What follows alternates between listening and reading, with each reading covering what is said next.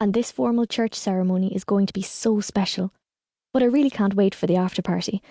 This beautiful, long, wrapped ivory gown has a trick up its sleeve. Once the music starts, I'm going to whip off the frilled layers of tulle and organza and have that first dance with my husband in a gorgeous, beaded mini-dress. Complete with vintage lace garter, of course. Hopefully, my best friend Hannah may feel well enough by then to give a toast that'll make me cry, and then I'll do the chicken dance with my granny, and maybe even convince my mum to sing. I hope I will feel love in ways I've never experienced before, and that nothing but happiness will fill my spirit. But most of all, I hope that happiness is one that doesn't go away as I ride off into my happily ever after. My granny stands beside me at the church steps.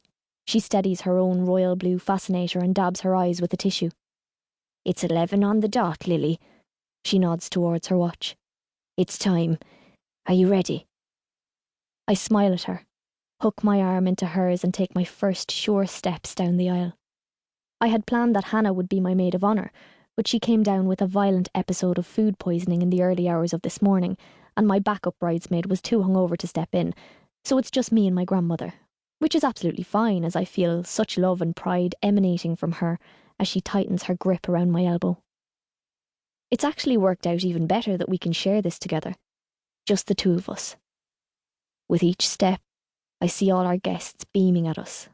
We don't rush, wanting to take it all in, to see everyone and everything in this perfect suspended moment. Is this really it? We approach the final pew, and my grandmother lets me go.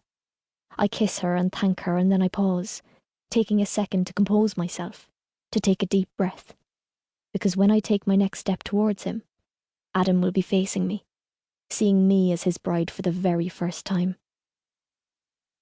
His back is still towards me, and at this moment, time feels as if it's slowing down, because I'm waiting for him to turn around, but he's not moved. He's still facing the altar as if he doesn't realise that I'm even here. Maybe he's crying. Maybe he's overwhelmed with emotion. Ah, Adam, you big romantic.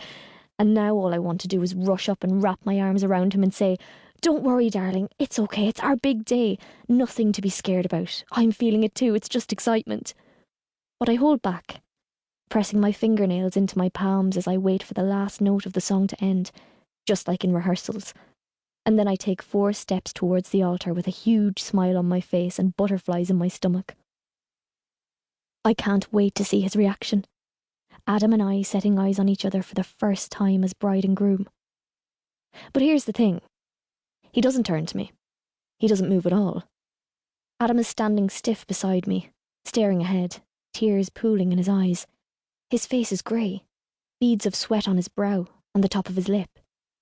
"Adam," I whisper, "are you okay?" He shakes his head, closes his eyes slowly, and then, with a deep sigh audible to the whole church, he walks away from me towards the sacristy. I hear murmuring and shuffling amongst the congregation behind me. This did not happen at rehearsals. Heat creeps into my chest and a bolt of panic courses through me. Why is this happening? What is going on? If I don't know, then who does? The priest leans in towards me, his voice low and grave. "Lily, I think we need to take a moment in the sacristy. You go follow Adam and I'll deal with your guests. I'll tell them he's feeling faint." Relief washes over me. "Of course, thank you, Father Quinn. I'm sure that's it. My bridesmaid is ill as well, so maybe it's a bug." The priest raises his eyebrow. "Brace yourself, Lily. I'm not too sure it is." In the sacristy, Adam is sitting on the lone wooden stool. He's taken off his jacket, and his black bow tie falls undone. His collar is unbuttoned and wide open. His eyes are bloodshot. He looks terrible. "Adam, talk to me. What is it? I need to know." He doesn't answer, but just keeps wringing his hands over and over. "I just can't do it," he whispers to the ground. "Okay, he's got cold feet. It happens. We can get through this." "Of course you can, Adam. Everyone is here. It's just stage fright. It's easy to get nervous."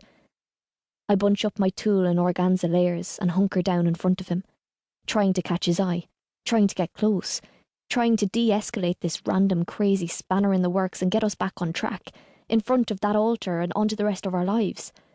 Adam shakes his head and pinches his eyes. "Adam, look at me." He won't look at me. He lowers his